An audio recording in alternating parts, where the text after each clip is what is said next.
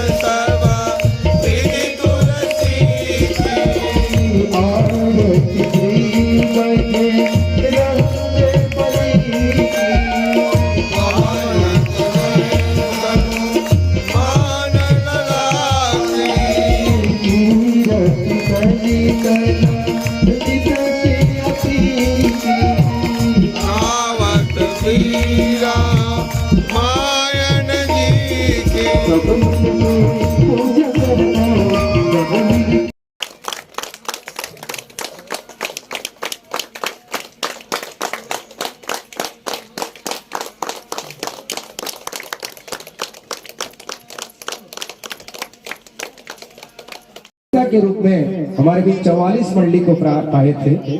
बड़ी अद्भुत और बड़े ही मनोरम दृश्य रहा वो दृश्य, जिनमें हमारे छत्तीसगढ़ अंचल के जितने भी धुरंधर टीम थी वो सब यहाँ पर सम्मिलित हुए। दर्री आश्रम के बारे में विस्तार पूर्वक बताने की कृपा करेंगे। वैसे ये दर्री आश्रम नाम है गांव का दर्री, लेकिन आश्रम ब्रह्मचारी आश्रम है जी जी, जो शिवनाथ नदी के तट पर बना हुआ है। ये पुरातन हमारे सनातियों ऋषि मुनियों का एक समाधि स्थल है जी, जहाँ पर लक्ष्मी नारायण मंदिर है और भगवान शिव पार्वती जी की मंदिर, माँ सरस्वती गायत्री और माँ लक्ष्मी जी की मंदिर के साथ साथ हनुमान जी की मंदिर है और भगवान शिव जी का मंदिर यहाँ पर विशेष बना हुआ है जी। और जिनकी पूजन पाठन के लिए यहाँ पर हमारे त्रिलोचन ब्रह्मचारी जी विशेष रूप से और संत मंडली के साथ रहते हैं।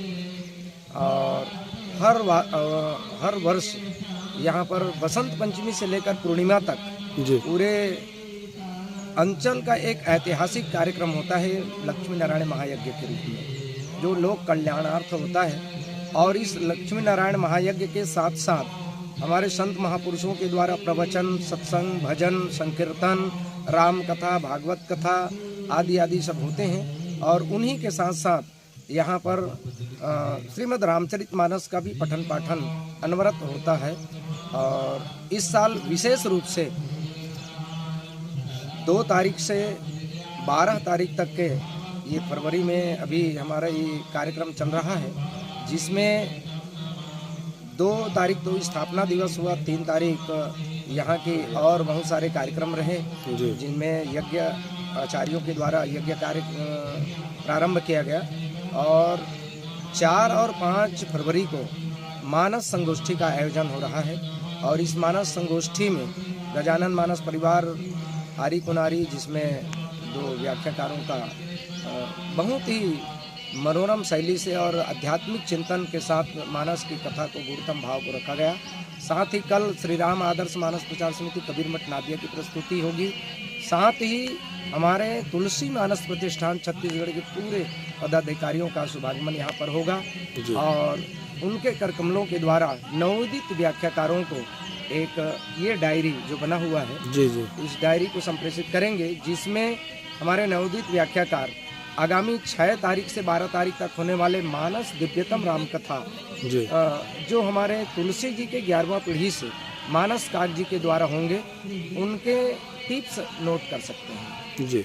और इस तरह से ये कार्यक्रम हर साल होता रहा है। बड़े ऐतिहासिक स्थल है, दार्शनिक स्थल है और मैं तो चाहूँगा कि ऐसे स्थल को सरकार भी यदि ध्यान दें तो बहुत ही हमारे इस आयोजन को सहयोग मिलेगा और दर्शनार्थियों का व्यवस्था बनाने में सहयोग बन सकता है। जी क्या यहाँ पर्यटन स्थल बनना चाहिए या नहीं बनना चाहिए, शासन से क्या अनुमान ले सकते हैं? वैसे स्थल अपने आप में पर्यटन स्थल है जी। शासन इस ओर यदि ध्यान दे तो और वो सोने पे सुहागा होगा। जी बहुत बहुत धन्यवाद। नाम बताइए आपका? कामेश्वर साहू, मैं तुलसी मानस प्रतिष्ठान जी प्रांतीय उपाध्यक्ष हूँ जी। और इस नाते मेरा कर्तव्य भी बनता है, मेरे समीप का ये आश्रम जो बहुत ही दार्शनिक स्थल है जिसमें हम सब मिल कर के इसमें सहयोग करें और ऐसे आयोजनों को प्राथमिकता दें जिससे कि हमारा सनातन धर्म सफल हो। जी जय श्री राम। अभी दर्री आश्रम में जो कार्यक्रम हो रहा है उनके बारे में आपका क्या कहना है और जन समुदाय तक आप क्या समाचार दे सकते हैं, बताइए।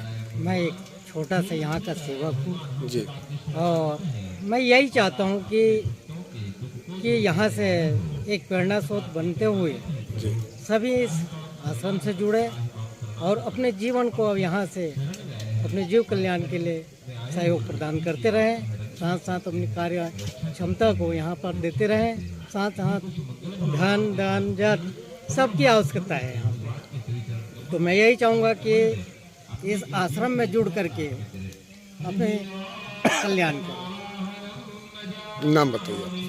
मैं सुदर्शन लाल नायक ग्राम करेठी से हूँ जी जो ब्रह्मचारी आश्रम से निरंतर 2003 से जुड़ा हूँ। धन्यवाद। आज की मानस गोष्ठी कार्यक्रम में आपने बहुत पूर्ण व्याख्या किया, तो आपको कैसा अनुभूति हुआ आप बताइए। मुझे तो बहुत आनंद आया है। और आगे क्या बोलना चाहते हैं इस आश्रम के बारे में? नहीं, आश्रम के बारे में तो बहुत ही अच्छा है और ऐसे आश्रम में भगवत कथा होते रहना चाहिए अनवरत रूप से, जो कि उसके आनंद में और बढ़ोतरी हो जाए। और आपका नाम बताइए। आप? जगेश्वर साहू। जी धन्यवाद।